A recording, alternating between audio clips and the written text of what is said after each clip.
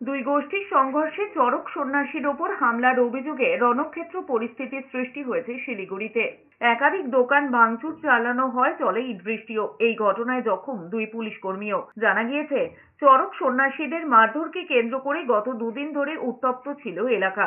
এর আগে দুজন চরক পুণ্যার্থী আক্রান্ত হন, তা নিয়ে উত্তেজনা ছড়ায়। পরে প্রশাসনের তৎপরতায় তা নিয়ন্ত্রণে রাখা সম্ভব হয়, কিন্তু রবিবার তা চরম আকার নেয়। নতুন করে দুই চরক সন্ন্যাসীর আক্রান্ত হওয়ার খবরে দুই গোষ্ঠীর মধ্যে আচমকা সংঘর্ষ লাগে। দুই গোষ্ঠীর সমর্থক হাতাহাতিতে জড়িয়ে পড়ে। दो ग्रुप के बीच में एक पत्थर चोराचुरी हुआ और पुलिस तुरंत पहुंच गया, सिचुएशन कंट्रोल किया।